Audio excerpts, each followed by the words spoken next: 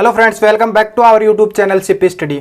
हमारा टॉपिक चल रहा था नर जनन तंत्र। नर जनन तंत्र में हमारा जो मेन टॉपिक था वो चल रहा था सहायक जनन अंग। सहायक जनन में अंग में सबसे पहले हमने बात कर ली थी किसकी, अधिवर्षण की हमने बात कर ली थी। जो टेस्टिस है इसके ऊपर किसकी संरचना पाई जाती है, जो अधिवर्षण है वो पाया जाता है। आज की इस वीडियो में हम बात करेंगे शुक्रवाहिनी की। अगर अधिवर्षण वाली आपने वीडियो अभी तक नहीं देखी है तो प्लीज वो वीडियो जाकर जरूर देख लेना ताकि ये टॉपिक आपको अच्छे से समझ में आ जाए।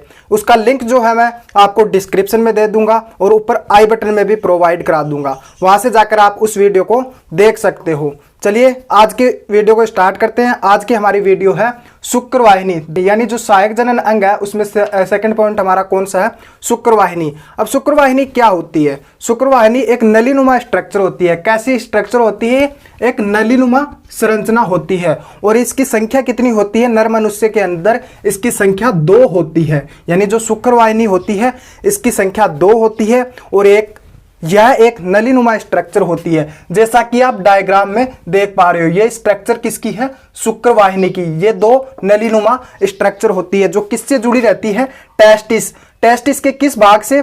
जो ये वाला भाग है जिसे हम क्या बोलते हैं, अधिवर्षण कहा जाता है या एपिडिडमिस कहा जाता है। इस भाग से निकलकर ये किससे जुड़ती है, जो शुक्रवाहक है इससे ये जाकर जुड़ती है। अब इसके बाद में हम बात करते हैं इसका फंक्शन क्या होता है। जो शुक्रवाहिनी होती है इसका मेन फंक्शन क्या होता है? जो शुक्रवाहिनी है इसका मेन कार्य यह होता है शुक्राणु को गमन, यानी जो स्पर्म होते हैं उनको लोकोमोशन में सहायता प्रदान करती है। जो ये शुक्रवाहिनी होती है इसमें श्लेष्मा पाई जाती है और इस श्लेष्मा के कारण इसमें शुक्राणु की तरंगित गतियां पाई जाती है और इस तरंगित गतियों के कारण जो शुक्राणु है वो लोकोमोशन में सहायक होते हैं। यानी जो शुक्रवाहिनी होती है इसमें क्या होता है, जो शुक्राणु होता है वो गमन में सहायता करता है। कौन सी गति के? तरंगीय गति पाई जाती है, इसके कारण जो शुक्राणु होता है वो गमन कर पाता है। अब इसके बाद में थर्ड पॉइंट है हमारा मूत्र मार्ग। कौन सा? मूत्र मार्ग या यूरिथ्रा जिसे कहा जाता है। अब मूत्र मार्ग है इसका निर्माण किससे होता है, सबसे पहले ये देख लेते हैं। ये जितना भी ये जो भाग दिख रहा है आपको, ये कौन सा है, शुक्रवाहिनी का। ये ऊपर से लेकर नीचे तक का जितना भी भाग है ये कौन सा है, मूत्र मार्ग कहलाता है। क्या कहलाता है? मूत्र मार्ग कहलाता है। और इसका निर्माण किससे होता है, जो स्खलन वाहिनी और मूत्र नलिका के आपस में मिलने से किसका निर्माण होता है, जो मूत्र मार्ग यानी यूरिथ्रा का निर्माण होता है। अब हम बात कर लेते हैं स्खलन वाहिनी कौन सी होती है और मूत्र नलिका कौन सी होती है। जैसे डायग्राम में आप देख सकते हो ये वाली स्ट्रक्चर किसकी है, मूत्र वाहिनी की। ये किसकी है, जहां पर जो हमारा मूत्राशय होता है वो बाहर खुलता है, ये स्ट्रक्चर किसकी है, मूत्र वाहिनी की। अब बात कर लेते हैं हम दूसरा क्या है, स्खलन वाहिनी। अब स्खलन वाहिनी कौन सी है, ये जो मूत्र नलिका है इसके ऊपर जो संरचना यानी नलिकाकार जो संरचना पाई जाती है इसे क्या कहा जाता है, स्खलन वाहिनी कहा जाता है। इन दोनों को आपस में मिलने से किसका निर्माण होता है, जो मूत्र मार्ग यानी यूरिथ्रा का निर्माण होता है। अब इसकी लंबाई की बात कर लेते हैं, यानी जो मूत्र मार्ग होता है इसकी लंबाई कितनी होती है। तो जो संपूर्ण मूत्र मार्ग होता है इसकी लंबाई होती है 20 सेंटीमीटर, यानी यहां से लेकर यहां तक की जो लंबाई है इसकी वो कितनी होती है, 20 सेंटीमीटर होती है।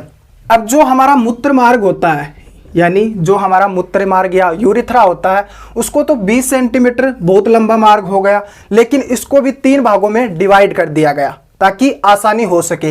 यानी 3 भाग कौन कौन से हैं? सबसे पहला है हमारा प्रोस्टेटिक मूत्र मार्ग, यह कौन सा है, प्रोस्टेटिक मूत्र मार्ग। और सेकंड है हमारा झिल्लीय मूत्र मार्ग और थर्ड कौन सा है, शिश्नीय मूत्र मार्ग। अब सबसे पहले हम बात कर लेते हैं किसकी, प्रोस्टेटिक मूत्र मार्ग की। ये वाला भाग जो है कौन सा है, प्रोस्टेटिक मूत्र मार्ग। इसकी लंबाई कितनी होती है, 3 सेंटीमीटर। अब डायग्राम में हम देखते हैं जो प्रोस्टेटिक मूत्र मार्ग होता है वो कौन सा होता है। यानी ये वाली जो स्ट्रक्चर आपको ये वाली, ये जो राउंड कर रखा है डॉट डॉट से, ये डॉट डॉट से जो राउंड कर रखा है ये कौन सी ग्रंथि है, प्रोस्टेट ग्रंथि है। और ये वाला जो मार्ग है, ये वाला जो प्रोस्टेट ग्रंथि से होता हुआ जो मार्ग निकलता है यानी जो नली निकलती है बाहर, ये कौन सा होता है, प्रोस्टेटिक मूत्र मार्ग होता है। कौन सा होता है, प्रोस्टेटिक मूत्र मार्ग होता है। और इसकी लंबाई कितनी होती है, 3 सेंटीमीटर होती है। कितनी होती है, 3 सेंटीमीटर होती है। इसके चारों तरफ प्रोस्टेट ग्रंथि पाई जाती है। यानी जो प्रोस्टेटिक मूत्र मार्ग का नाम किसके कारण पड़ा है, जो इसमें चारों तरफ पाई जाने वाली जो प्रोस्टेट ग्रंथि है, इसके कारण इसका नाम क्या रखा गया है, प्रोस्टेटिक मूत्र मार्ग रखा गया है। यानी ये जो मार्ग है यहाँ पर क्या पाई जाती है, प्रोस्टेट ग्रंथि। प्रोस्टेट ग्रंथि ये रही, ये वाला भाग किसका, प्रोस्टेट ग्रंथि, ये हमारा मूत्र मार्ग हो गया। इसके चारों तरफ कौन पाया जाता है, प्रोस्टेट ग्रंथि पाई जाती है, इसलिए इसे क्या कहा जाता है, प्रोस्टेटिक मूत्र मार्ग कहा जाता है। अब हम बात कर लेते हैं किसकी, झिल्लीय मूत्र मार्ग की। सेकंड पॉइंट कौन सा है हमारा, झिल्लीय मूत्र मार्ग। झिल्लीय जो मूत्र मार्ग है वो कौन सा होता है, यह मध्यवर्ती भाग होता है। यहां तक कौन सा हो गया, प्रोस्टेट ग्रंथि। ये जो ग्रंथि आपको दिखाई दे रही है, इसके बारे में मैं बता देता हूं, इसको काउपर ग्लैंड के नाम से जाना जाता है। क्या जाना जाता है, काउपर ग्लैंड के। ये आगे हम डिटेल से पूरे पढ़ लेंगे। ये वाला जो भाग है, यहां से लेकर यह वाला यहां तक का जो भाग है, यहां से लेकर ये वाला जो भाग है, इसे क्या कहा जाता है, झिल्लीय मूत्र मार्ग कहा जाता है। ये जो पूरे मूत्र मार्ग होता है उसका मध्यवर्ती भाग होता है, और इसकी लंबाई लगभग कितनी होती है, इसकी लंबाई होती है 1 सेंटीमीटर होती है। तो जो प्रोस्टेटिक मूत्र मार्ग है इसकी लंबाई 3 सेंटीमीटर होती है, जो झिल्लीय मूत्र मार्ग है इसकी लंबाई 1 सेंटीमीटर होती है। अब हम बात कर लेते हैं सिसनीय मूत्र मार्ग की। जो सिसनीय मूत्र मार्ग होता है ये सर्वाधिक लंबा भाग होता है। ये जो आपको नलीनुमा जो स्ट्रक्चर दिख रही है बाहर की तरफ, जो हमारे उदर गुहा के बाहर पाई जाती है, इसे क्या कहा जाता है, पेनिस कहा जाता है। और इसकी लंबाई कितनी होती है, सबसे लंबा भाग होता है ये मूत्र मार्ग का, जिसकी लंबाई होती है 16 सेंटीमीटर होती है। कितनी होती है, 16 सेंटीमीटर होती है।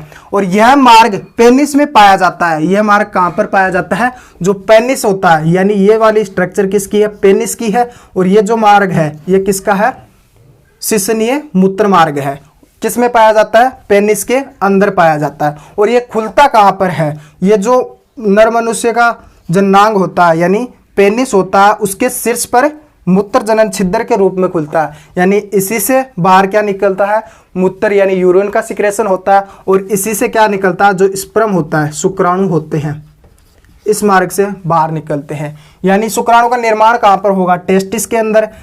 इस अधिवर्षण में क्या होगा, शुक्राणु का पोषण हो जाएगा, और इस नली से होते हुए किसमें बाहर आते हैं, मूत्र मार्ग। यानी जो मूत्र मार्ग से होते हुए जो सिसनीय मूत्र मार्ग है, इस मार्ग के द्वारा जो शुक्राणु होते हैं वो बाहर निकल जाते हैं। तो दोस्तों आज की वीडियो हमारी इतनी थी। इसके आगे हम पढ़ेंगे किसके बारे में, जो पेनिस होता है, किसके बारे में, पेनिस के बारे में बात करेंगे। यानी सिसन क्या होता है उसके बारे में पूरी डिटेल से वीडियो लेकर आएंगे। अगर आपको वीडियो अच्छा लगा तो प्लीज़ वीडियो को लाइक कर देना और अपने दोस्तों में शेयर कर देना। और अगर आपने अभी तक मेरे चैनल को सब्सक्राइब नहीं किया तो प्लीज़ नीचे दिए गए रेड कलर के बटन को दबाकर प्लीज़ चैनल को सब्सक्राइब कर लेना, और बगल में स्थित बेल नोटिफिकेशन आइकन को प्रेस कर ऑल पर क्लिक कर देना, ताकि जब भी मैं कोई नया वीडियो अपलोड करूंगा उसका नोटिफिकेशन सबसे पहले आपके पास पहुंचे। जय हिंद दोस्तों।